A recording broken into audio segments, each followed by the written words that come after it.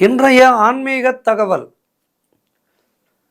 சிவ விஷயங்களிலே, அதாவது சிவபெருமானுடைய ஆலயங்கள், சிவபெருமானுடைய அந்த பிரதோஷ வழிபாடு, சிவபெருமானுக்கு நடைபெறுகின்ற பூஜைகள், அந்த பிரார்த்தனைகள், இவற்றிலே எல்லாம் நாம் சிந்தையை செலுத்தும் போது ஆரம்ப காலங்களிலே சற்று அதிலே கடினமான சூழ்நிலைகள் ஏற்படும். எப்படி என்றால், நம்மால் முழுமையாக அதிலே ஈடுபட முடியாது, பின்னோக்கி இழுக்கும். ஆனால் அவற்றையெல்லாம் மீறி இந்த சிவ வழிபாட்டை நாம் கெட்டியாக பிடித்து கொண்டு விட்டோம் என்றால் வாழ்க்கையிலே மிகப்பெரிய ஏற்றம் நமக்கு கிடைக்கும் என்பதிலே எந்த விதமான ஐயமும் இல்லை. காரணம், பலர் நினைத்து கொண்டிருக்கின்றார்கள் சிவன் என்றால் அழிக்கும் கடவுள் என்று. அழிக்கும் கடவுள்தான். எதனை அழிப்பார்?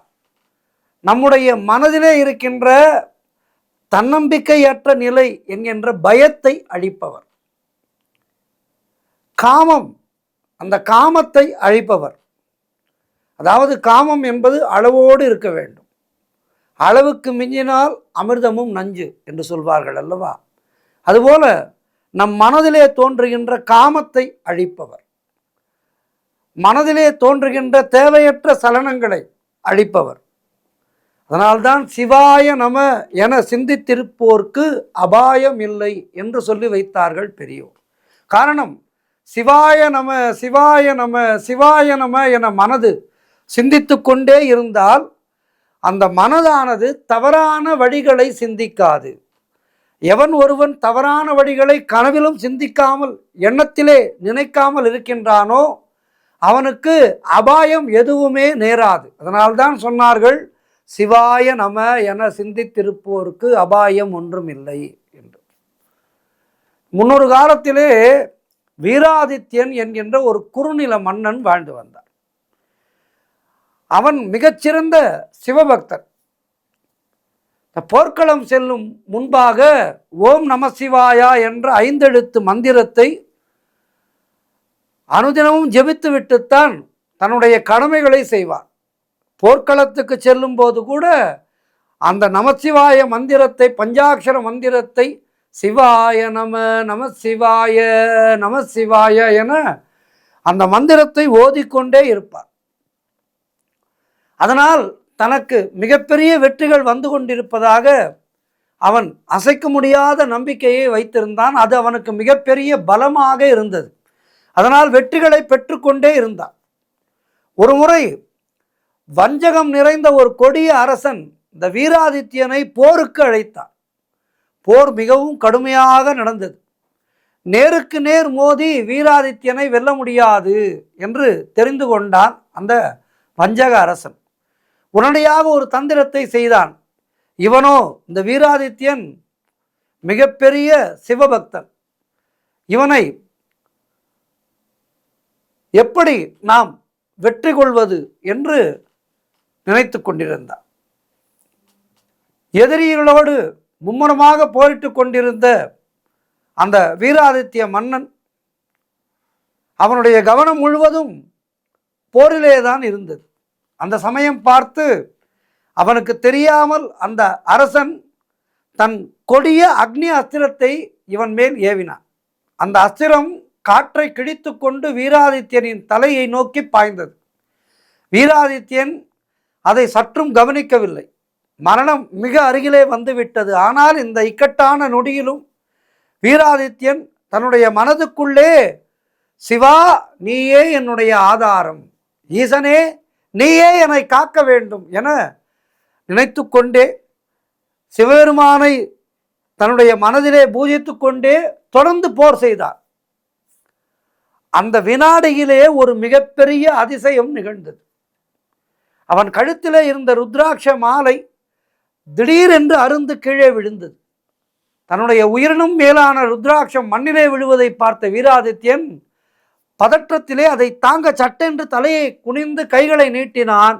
அதே வினாடி அவன் தலை இருக்க வேண்டிய இடத்தை தாண்டி அந்த அக்னி அஸ்திரமானது மிக பயங்கர வேகத்தோடு கடந்து சென்றது. அந்த வேகத்திலே வீராதித்யன் அணிந்திருந்த கிரீடத்தை மட்டும் அது வெட்டி எடுத்து கொண்டு சென்றது. கிரீடம் விழுந்த அதிர்ச்சியிலே அதை பார்த்த வீராதித்யன் அங்கே அக்னி அஸ்திரம் தரைமட்டமாக எரிந்து கொண்டிருப்பதை கண்டார். தனக்கு தெரியாமலே வந்த மரணத்தை அந்த ஈசன் ருத்ராட்ச மாலையை விழச் செய்து தடுத்து நிறுத்தினார் என்பதை உணர்ந்து வீராதித்யனுடைய கண்கள் கலங்கி போயினது.